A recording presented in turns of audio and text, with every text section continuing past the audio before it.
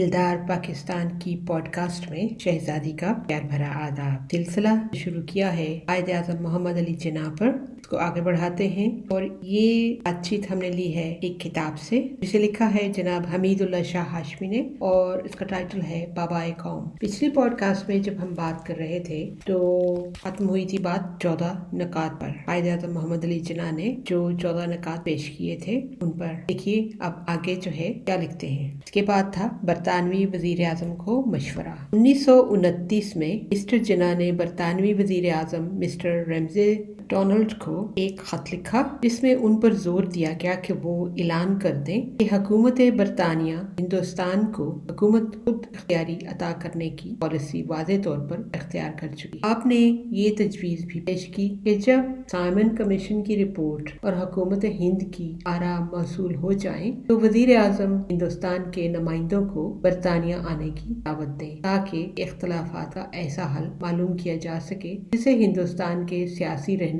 बखुशी कबूल कर लें। इस किस्म की तजवीज़ सर जॉन साइमन ने भी पेश की थी। लिहाजा फैसला किया गया कि लंदन में हुकूमत बरतानिया और हिंदुस्तान की सियासी जमातों और हिंदुस्तानी रियासतों के नुमाइंदों की एक गोल मेज कॉन्फ्रेंस मुनक्किद की जाए ताकि सारे हिंदुस्तान के लिए ऐसा दस्तूर असासी मुरतब किया जा सके जो सबके लिए काबिल कबूल है। खैर, गोल मेज कॉन्फ्रेंस के ऐलान के बाद हिंदुस्तान में सियासी सरगर्मियां बहुत बढ़ गईं। मोहम्मद अली जिन्ना के हम ख्याल लीडरों का इज्तिमा बम्बई में हुआ और कांग्रेस का दिल्ली में। बम्बई के इजलास में इस ऐलान को सराहा गया लेकिन दिल्ली के इजलास में अजीब सी शर्तें आगे रखी गईं। एक शर्त तो ये थी कि तमाम बहस इस बुनियाद पर हो कि ऑस्ट्रेलिया और कनाडा की तरह हिंदुस्तान को भी नौ आबादियात का दर्जा दिया जाएगा। दूसरी शर्त ये थी कि लंदन कॉन्फ्रेंस जिसकी अभी हमने बात की थी गोल मेज कॉन्फ्रेंस की, उसमें कांग्रेस के मेंबर ज्यादा बुलाए जाएं। तीसरी शर्त ये थी कि तमाम सियासी कैदियों को रहा किया जाए और चौथी शर्त ये थी कि आज ही से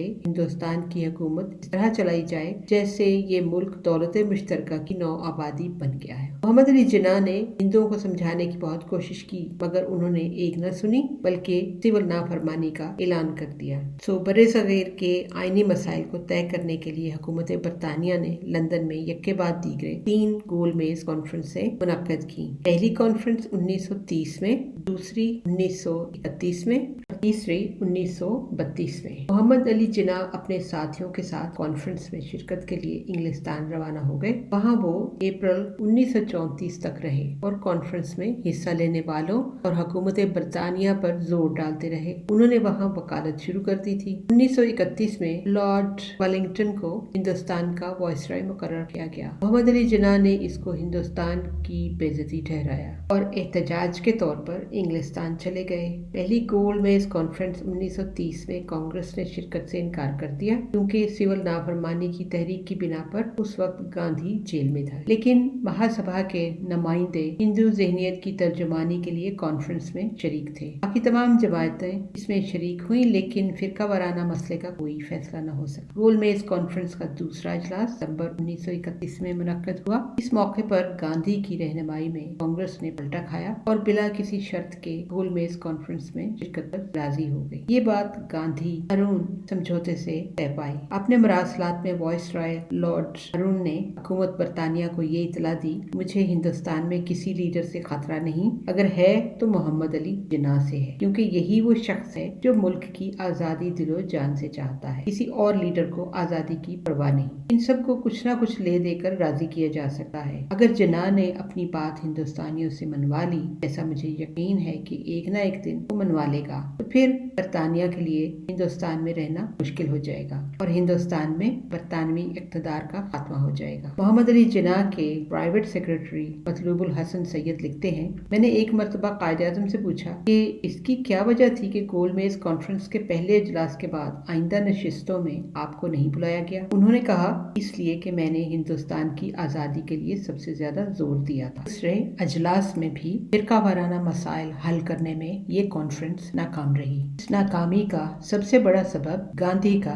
जुदागाना नियाबत के मुतालबे को रद्द करना और दूसरे मसाइल के बारे में गैर मुफीद रवैया था। तीसरी गोल मेज कॉन्फ्रेंस में शरीक होने वाले नुमाइंदों की तादाद बहुत कम थी اور انہوں نے صرف آئین کی جزیات ہی تیار کی۔ کچھ قراردادیں پاس کی گئیں جو بعد میں گورنمنٹ آف انڈیا ایکٹ 1935 کی اساس بنی۔ ان 3 گول میز کانفرنسوں میں بہت وقت اور روپیہ ضائع ہوا لیکن کوئی نتیجہ نہیں نکلا۔ یہاں پر آگے کمیونل ایوارڈ کی بات ہوتی ہے۔ جب گول میز کانفرنسز بھی بے نتیجہ رہیں اور ہندو اور مسلمان فرقہ وارانہ مسئلے کا متفقہ حل پیش نہ کر سکے تو حکومت نے اگست 1932 میں کمیونل ایوارڈ شائع کیا۔ اس میں جداگانہ انتخاب کا اصول تسلیم کر لیا گیا۔ تمام صوبوں میں مختلف قوموں کی نشستوں کی تعداد مقرر کر دی گئی اور مسلمانوں کو ہندو اکثریتی صوبوں میں اور ہندوؤں کو مسلم اکثریتی صوبوں میں آبادی کے تناسب سے زیادہ نشستیں دی گئیں۔ مسلم لیگ نے مسٹر جناح کی رہنمائی میں ایوارڈ قبول کر لیا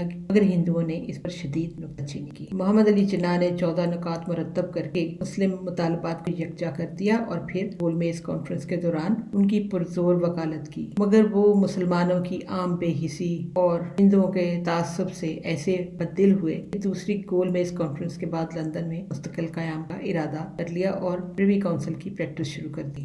ان گول میز کانفرنسز کے بعد قائد اعظم لندن میں مستقل قیام کے لیے چلے گئے اور پریوی کونسل کی پریکٹس شروع کر دی۔ بمبئی کے مسلمانوں نے اکتوبر 1934 میں پھر بلا مقابلہ محمد علی جناح کو مرکزی اسمبلی کی ممبری کے لیے چن لیا۔ اس مرتبہ وہ ہندوستان میں بھی نہ تھے۔ یہ ایک ایسا اعزاز ہے کہ دنیا میں شاید ہی کسی سیاسی لیڈر کو نصیب نہ ہوگا۔ گول میز کانفرنس کی تجاویز پارلیمنٹ کی مشترکہ کمیٹی نے نومبر میں منظور کی اور ہندوستانی مرکزی اسمبلی میں 5 فروری 1935 کو پیش ہوئی۔ مسٹر جناح کو ایک بے مثل فتح حاصل اس وقت ہوئی جب مرکزی اسمبلی میں مباحثہ ہوا۔ آپ نے اس مضمون کی ایک ترمیم پیش کی کہ اسمبلی کمیونل ایوارڈ کو اس وقت کے لیے منظور کرے جب تک کہ مختلف فرقے متفقہ طور پر اس کا نیم البدل تجویز نہ کریں۔ یہ ترمیم کانگریس پارٹی کی مخالفت کے باوجود منظور ہو گئی۔ اس وقت اسمبلی میں سب سے بڑی پارٹی تھی۔ دوسرے تمام رہنماؤں سے زیادہ مسٹر جناح کو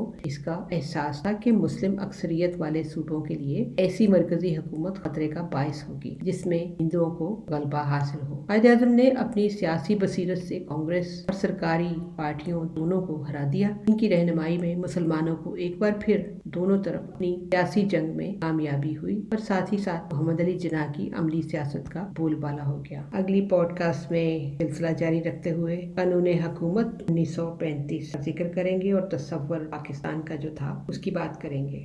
مت کر خاک کے پتلے پہ غرور بے نیازی، مت کر خاک کے پتلے پہ غرور بے نیازی، خود کو خودی میں جھانک کر دیکھ تجھ میں رکھا کیا ہے۔ ہمارا ای میل ایڈریس ہے dildarpakistan@hotmail.com۔ آپ یہ podcast Spotify, Google, YouTube وغیرہ میں بھی سکتے ہیں۔ انشاءاللہ بات ہوگی آپ سے۔ Until next time, take care. God bless. اللہ حافظ۔